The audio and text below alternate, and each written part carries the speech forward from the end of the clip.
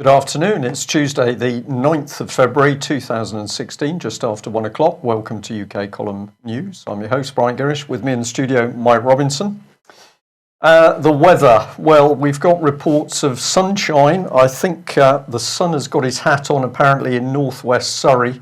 Norfolk is also sunny. We're going to stop there because the rest is too gruesome. Well, what's going on of importance? Of course, Syria doesn't go away at all and is being used to cover up other news of great importance in UK. Yes, BBC up to their old tricks because they would always be completely impartial, wouldn't they, with regard to Syria? So here we are, a nice impartial photograph there to show what this is about. Syria is exterminating detainees, according to a UN report, according to the BBC.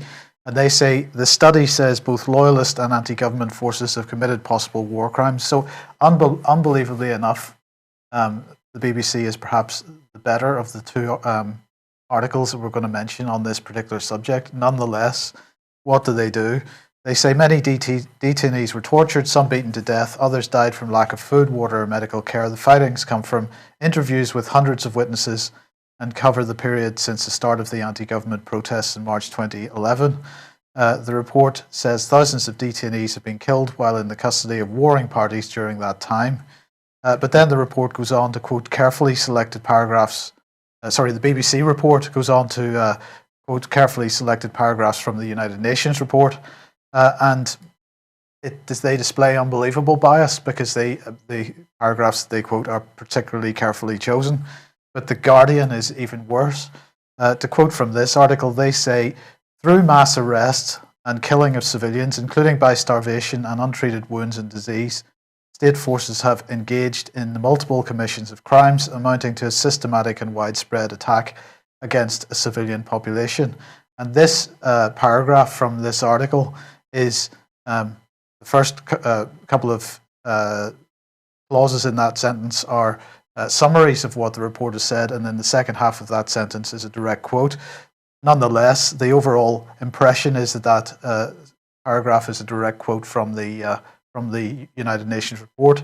It's a downright lie because the report doesn't use the word starvation anywhere. That word is not to be found. Untreated wounds, they're not to be found in the report. Neither is the word disease. So this is complete propaganda from both the BBC and the Guardian. So let's look at what the report does say.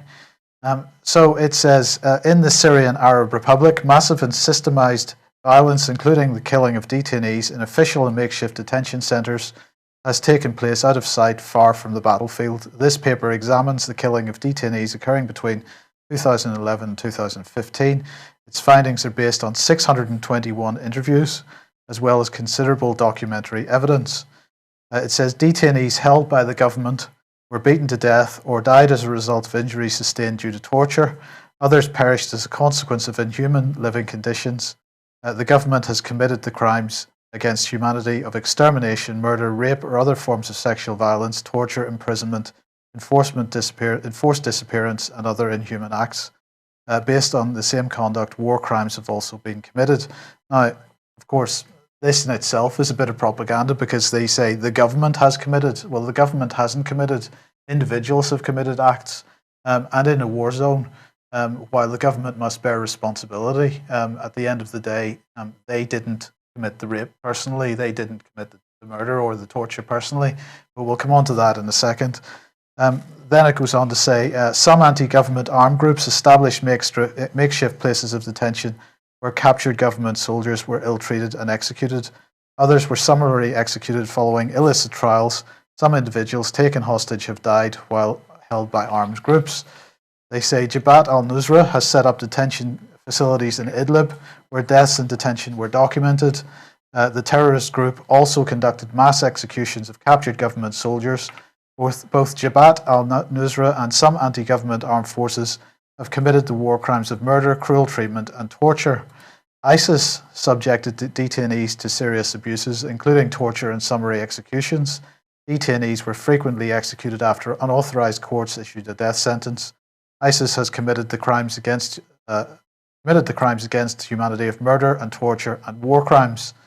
And then they finally say accountability for these and other crimes must form part of any political solution. The situation of detainees is critical and represents an urgent and large-scale crisis of human rights protection. Urgent steps must be taken by the Syrian government, armed groups, external backers, and the wider international community to prevent further deaths. So, Syria is a war zone. I'm quite sure there are atrocities going on. The report has a section on torture, and the hypocrisy, once again, is staggering because, Brian, after all, Britain would never get involved in torture. We did. Let's that's what this. Let's come to the heart of the matter. Yes. The British government absolutely did get involved in torture and then lying to cover up that torture. Right, and the United Nations report has a section on extrajudicial killings, but Britain would never get involved in extrajudicial killings either, would they? Yes, yes, they would. Okay, so basically two levels of propaganda going on here. There's the level of propaganda within the UN report itself, although it is by far more balanced than either of the media reports that we highlighted there. The BBC and The Guardian should really be utterly ashamed of themselves for what they've attempted to do here. I doubt whether that's the case, Mike, because I believe both of them will be doing it in order to assist the government agenda, certainly the BBC. But the hypocrisy with what the British government has done, and we've of course seen those reports of rendition flights and British Secret Service agents being present when people were waterboarded and tortured. So it's not okay if any other overseas countries carry out this sort of behaviour, but if Britain is doing it and lying about it, then it's fine. So it seems. So it seems, yeah. Okay, and also Syria. What have we got here? Turkey and Saudi Arabia planning to get together and invade Syria. Why? Well, there's a certain amount of desperation in this because their team terrorists are losing. So they're going to take some direct action. 21st Century Wire highlighting this as well. Turkey hyping up this new influx of 600,000 refugees north of Aleppo. That's the excuse that Turkey is using for the need to invade. Do have a look at this report on 21st Century Wire. And the Foreign Office getting into panic mode as well. Oh my goodness, our team terrorists are losing is what they're saying. Stop it, Russia, please, is basically what's going on here. Well, it's just incredible. They were attacking Russia, and Russia was the bad man at every step. And now all of a sudden, well, we just need a bit of your help because, as you say, it's all coming unravelled. All coming unravelled. Yeah. But this was an interesting article in Express. The Telegraph had it as well. What have we got here? 1,600 troops, apparently with 300 armoured vehicles on their way to Jordan to take part in exercise Shamal Storm. They're saying that it could be a dry run for having to send a large armoured force of up to 30,000 British troops to Eastern Europe. I'd like to know where they're going to get them from. Well, 30,000 troops would effectively be full combat strength of the British Army. This is the situation we're in, Mike. So this is complete nonsense. The force here is a small exercise force which isn't going to fool anybody. And to say you're going to put 30,000 British troops on the ground full time is, I would suggest at the moment, not doable, right? Well, because of the state of the British Army. And indeed, some of the comment in the Telegraph article was saying exactly that. We can't send a division to support the United States like we did in Iraq in 2003. Because David Cameron has absolutely slaughtered the British Armed Forces, including the Army. Right. And we were told yesterday, if I may, that a French general would be standing in as the commander of a British division while the British officer was on leave. We haven't had that substantiated yet, but we think that's correct. No, that was correct. Was a brigadier general. Right. So there we are. We don't actually have a British army anymore, thanks to David Cameron, because what he's been doing is working in the European army in the background. Now, also commented by the Telegraph on this same subject was they didn't name the source, but the source said that this isn't a counter-ISIL exercise. This is exercise Shamal Storm. If anything, this is much more about us preparing to join the US in Ukraine than it is in Syria. So we did suggest some time ago that the agenda would move to Ukraine, and perhaps they are preparing for exactly that. But Mike, isn't it interesting how this unfolds? Because what we don't see is a full and proper debate in Westminster over the situation, whether it's in Ukraine or what's happening in the Middle East, and then a decision is taken on whether British forces are going to be employed. What we see is an arbitrary decision behind the scenes by who? David Cameron, who made the decision that troops were to be moved. And of course, you don't hear comment from any other MP. So we've just got President Cameron making a decree behind closed doors, and then the press simply stand back and react to it. It's astonishing, really. They don't even react in the correct way. They just stand back and accept it, and even promote it. And promote it, yeah. Well, of course, are you finished there? Absolutely. Yeah. Okay. Well, as that unfolds, what are we being fed closer to home, as it were? Well, immigration, Cameron knows, is a hot topic at the moment. He's trying to jump on the anti-immigration bandwagon because he thinks this will assist his EU referendum vote. So we've got headlines like this coming up. Now, he said that basically if we left the EU, then France is going to withdraw its support for looking after the refugees in Calais in particular.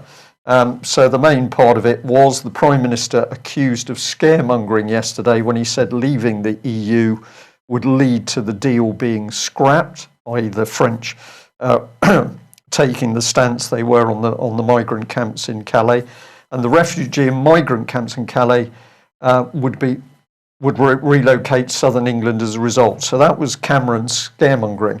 But what I found very interesting in this article is that the Independent relied heavily on this gentleman to comment. He's Sir Peter Ricketts, former National Security Advisor, and he said if the context changed and Britain made a major decision to leave the EU, I think it's highly likely France would review its position too. So he was saying, well, the French could go either way because there's a lot of people picking at it. But who is this man? Well, of course, if we delve into this gentleman, he's the man busy giving evidence to the Iraq inquiry in February 2010. And I'll just read you this. In the economic area, BP signed a deal with the Iraq Oil Company for a £27 billion 20-year project in the south. In the security area, we have had another very bad suicide bombing yesterday, but the overall trend of security incidents is down. So I think that on all the indicators, progress is being made. So what I'm trying to get at here is this man's opinion is what?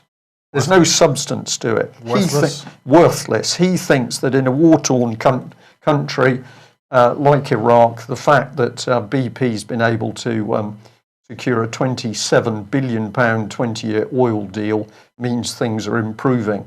What does this man know about anything? And Independent simply takes his viewpoint as if it's gospel truth. But he's an expert. I'm getting cynical. Well, perhaps this is a good reason to get cynical, because the Daily Mail really is, what's the word? Split personality, isn't it?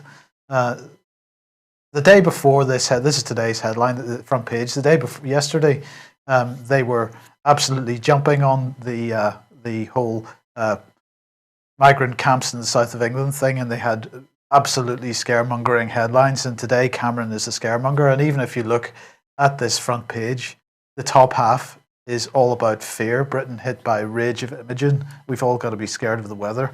And it's like looking at a film advert, isn't it? Is this reality? Is this some form of concocted it is American film? You know, it's so the front page itself, absolute. It's crazy. It's like, what can you say? What can we say? Right. Just want to remind everybody about Robert Stewart's talk at Frome on the 1st of March. This is on Saving Syria's Children, the BBC Panorama documentary, which he and we agree had many irregularities about it. And so that starts at 7:30 p.m. on Tuesday, the 1st of March. If you're able to get along to that, please do. Details on the link on the right-hand side on Facebook. Okay. Well, I think quite a few people picked up on our analysis of what was going on in mental health, and particularly mental health around the MAPA organisation across UK. Before we get into that, though, on the subject of mental health, this is another dark image from the Mail. This is Adam Osborne, George Osborne's psychiatrist brother, who's had another inappropriate sexual relationship with a vulnerable patient. But if you get into this article, it isn't just that. In 2010, he was suspended for writing fraudulent prescriptions for a girlfriend, a family member, and an escort girl. And now he's admitted having sex with a vulnerable patient under his care. He sent inappropriate emails, basically trying to intimidate the patient, it would seem, in that if you don't withdraw your complaint. We just asked, why has this man not been struck off? Is it because George Osborne is his powerful brother and he can pull strings in high places? But the other bit to remember is this could be the very psychiatrist used to section you as part of the MAPA organisation after allegations out of nowhere have been made by your local council. So if you want to highlight the dangers of the psychiatric movement being used politically, George Osborne's brother seems to be right in the bracket, and they're prepared to let a man like this practice as if he's got some morality and honour, I think is the word. Well, thank you very much to Linda, who sent this email. I know it's a bit difficult to read. She says she's been watching people hailing Jeremy Corbyn as the saviour of Britain, and it worries me. It's a time of misery for so many people, having Tory policy forced on them for so many years. Then along comes Corbyn. He could be a dad. I fear this is about the time when the people in Germany voted in their choice for a new leader after being ground down by unemployment, poverty and sickness. And look what happened. I know political parties all work towards the same agenda, but so many people still can't see it. If Corbyn is elected, the people will be so starstruck for change, they will barely notice the black vans on their streets. All the plans are in place to see us all carted off as useless eaters, and it just takes a man with a trustworthy face to implement the plans. Step up, Corbyn. My mum once asked my German uncle's parents, her sister married a German, if they knew what Hitler was planning. She's subtle like that, and they said they had no idea. I think Corbyn is the pacifier handed out to the disgruntled people. Everything is stage managed. So we're not quite sure whether that opinion is true, but we take the point that at the moment despicable things happening in this country. But this was the link that we picked up on in this email, and it took us down a fascinating route. So this is restricting the use of police cells for those experiencing a mental health crisis, news stories, gov.uk. Well, this is the web page. And if you get into this, it says banning the use of police cells as a place of safety for under 18s and ensuring they're only used for adults in exceptional circumstances. That's the pacifier headline. And it says the Home Office is going to take this. The government has been clear that police cells are a poor environment for any person experiencing a mental health crisis. They can make service users feel criminalised and exacerbate levels of distress. This is the British government, trust us, we're looking after you. Well, are they? When you get deeper into this, you find they're going to make changes to the Mental Health Act under the forthcoming Police and Crime Bill. So I'm going to say we've got mental health changes being hidden under the title of policing and crime. So we've got banning police cells as a place of safety for under 18s. That's the bit that sounds okay. But when you read into this, you see other things. Widening the current definition of a place of safety to increase local capacity and flexibility. What does that mean, Mike? Being held in a local authority? Quite possibly. We've got this one. Extending police officers' powers to act quickly to detain and remove people experiencing a mental health crisis from any place other than a private dwelling. And then it tries to reassure you for which a warrant would still be required. But then we go down to the last one. clarifying that assessments under the Act can take place in a private dwelling. Does that mean that they can break your door down in order to assess you? Assess you and section you or take you for assessment under MAPA. That's exactly what I think this is doing, Mike. This is about bringing mental health into your home.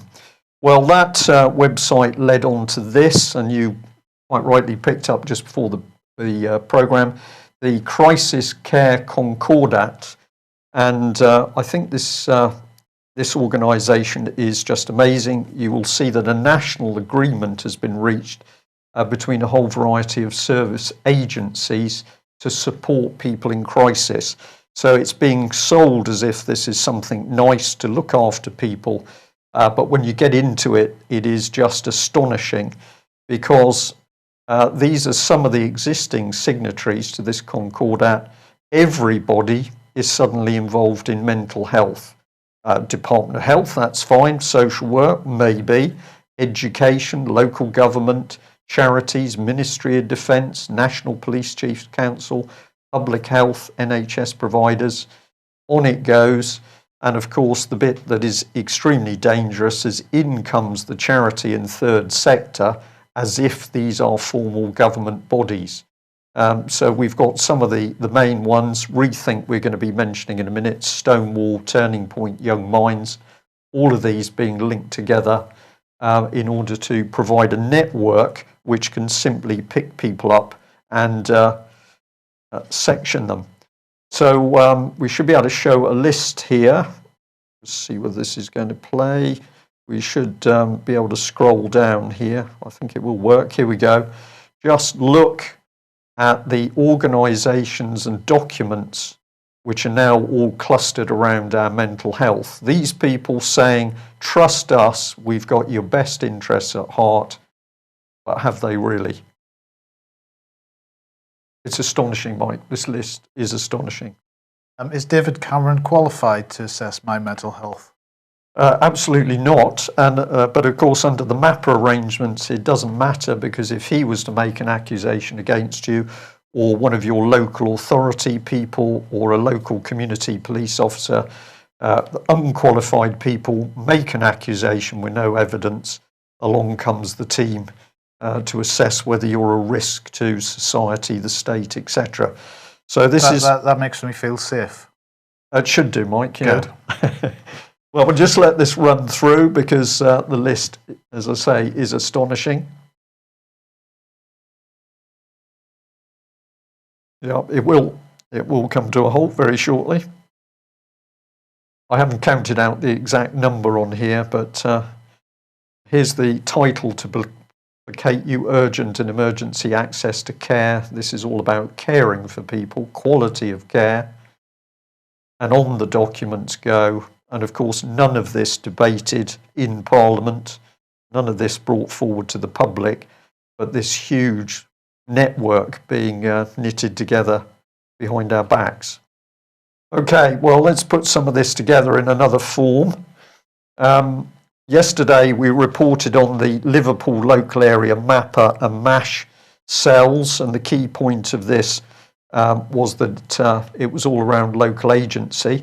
Well, while the local cells are going on, of course, we've also got this national mental health network. So here was Liverpool, multi-agency safeguarding hub MASH, which is part of the multi-agency public protection arrangement, supposedly to protect us, but in fact providing a sectioning net. These are all the people networked in the Liverpool area and each of the other some 63 areas across the country: police, NHS, care commissioning groups in the NHS, national probation, community services, rehabilitation and housing. And the other thing we warned about was this was all data-based through a database system, which also linked into private healthcare and IT companies. Well, now what we've got is clear evidence that this is being pushed out on a national scale. And the mental health concordat, we've just seen the scale of that. Those all linked into the 27 national signatories.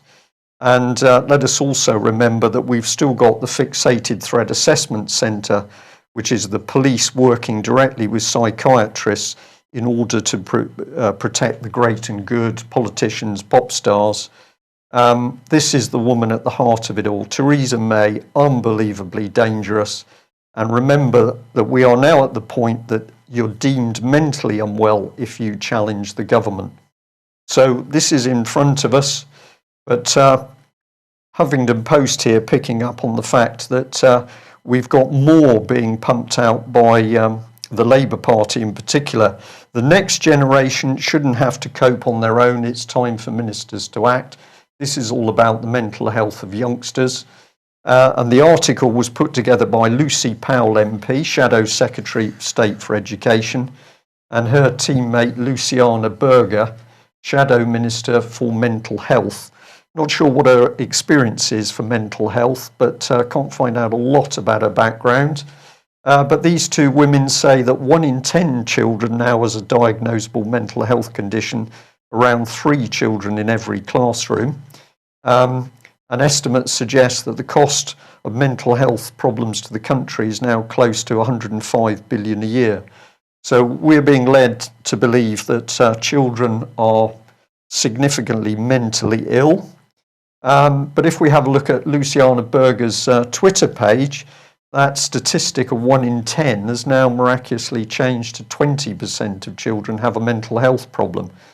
Now, I actually spoke to one of the mental health charities before we came on air and asked them which statistic they were using. They said 1 in 10, but that is quite old. It was put together in 2004.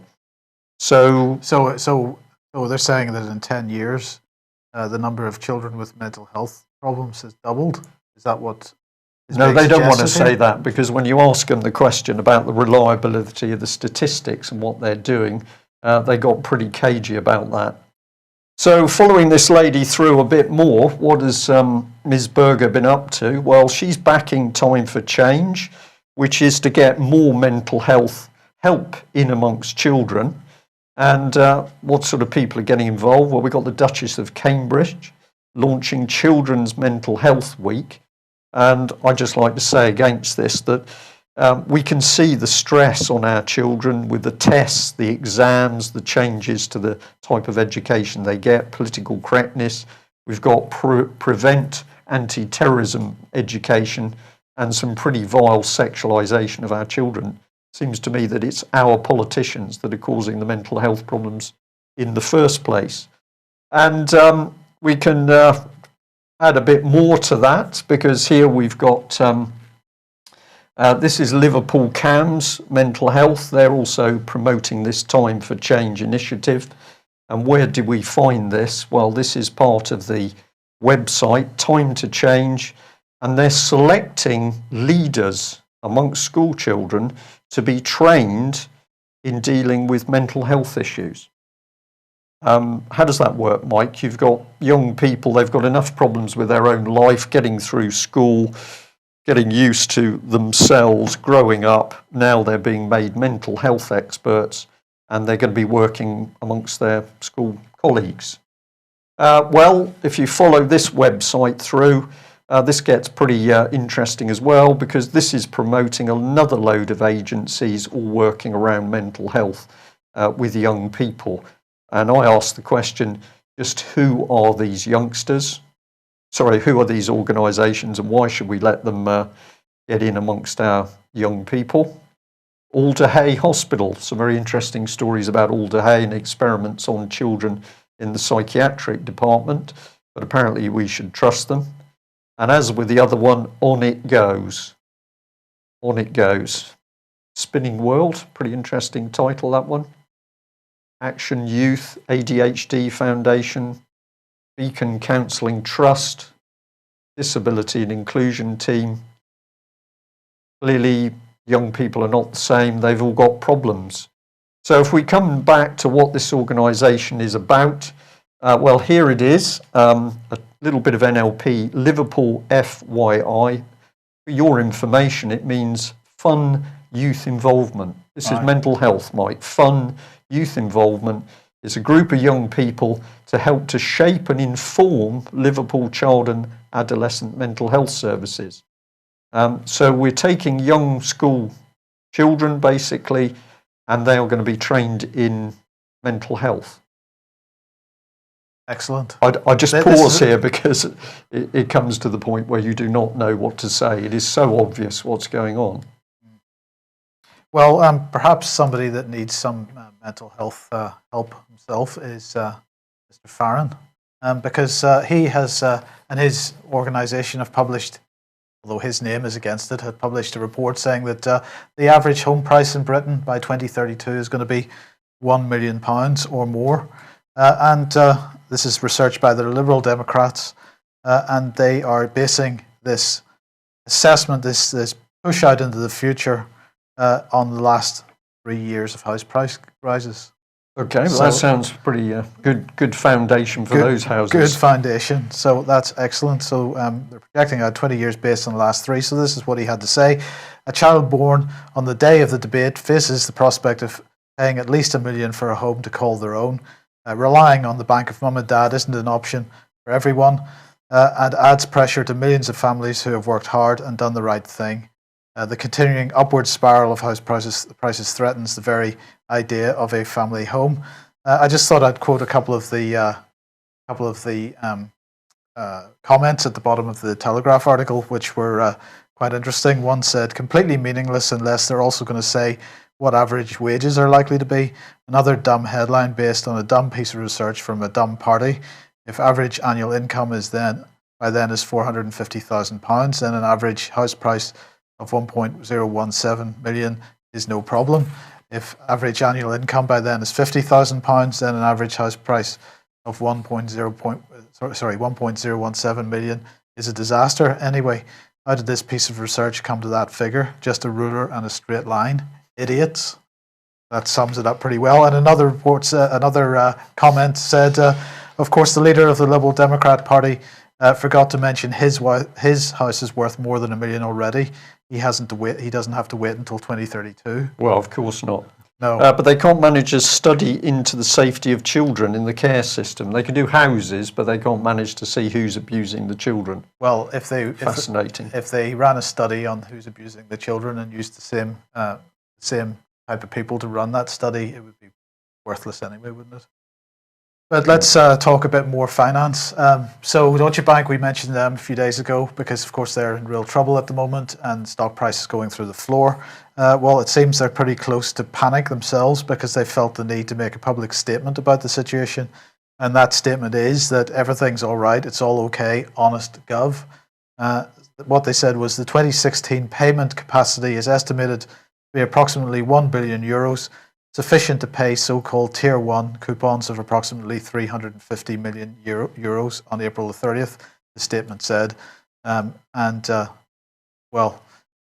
some people have noticed that, or made note of the fact that the decision to issue such a statement is highly unusual.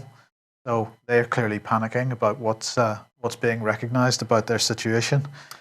We could ask Julia Middleton, Chief Executive of Common Purpose, of course, what she thinks of the Deutsche Bank situation at the moment, since that's one of the loved banks of the charity. Lehman Brothers, I think, was another one. They're doing well. Yes. Anyway, okay. Let's get back to George Osborne. A number of different newspapers today pointing out that petrol prices are likely to go up because, of course, Georgie Boy has been unable to meet any of his targets with regard to the so-called government deficit. The Telegraph here suggesting that he has to fill a £3 billion hole in the country's finances by 2020.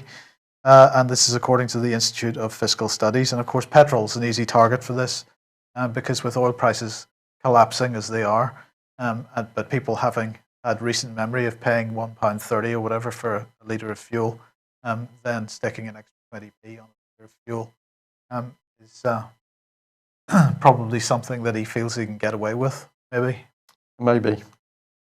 Okay, Goldman Sachs. Well, they're saying, according to Ambrose Evans Pritchard, that the UK has a near zero risk of another recession. So a number of people today really pointing out Well, I'll just say what they said first. It says Britain is extremely unlikely to face an economic recession over the next 2 years and is on safer ground than any other major country in the developed world. And Pritchard, at the end of his article, said, for those, quotes, brave enough to defy the Goldman Sachs, the prognosis of the markets, that is, this may be an ideal time to jump back into the stock market, said Goldman Sachs. And Pritchard saying brave is certainly the word. Well, I think Goldman Sachs has pretty much got everything wrong in the last couple of years. So if they're saying that we've got zero risk of a recession, we're pretty likely to be in one pretty quickly. It's quite interesting, and it might see that the major banks are all coming out with different stories at the moment, which suggests panic, because there obviously isn't a common line at the top they should all be following. I think this is the theme of today's news. The government is panicking because Russia is defeating its tame terrorists in Syria. The banks are panicking because they haven't got a clue what's going on. Everybody's panicking really at the moment. Which is good news for people who are trying to get the truth out as to what is really going on. Stay calm. But it's okay, because as we've been warning as part of this EU referendum PSYOP coverage over the last couple of months, Britain's exit from the European Union has got nothing whatever to do with renegotiation. Renegotiation is nothing whatever to do with separating Britain away from Europe, rather. And in fact, what we're seeing is increased integration and further building of institutions. And what we've got here is Europe at the crossroads.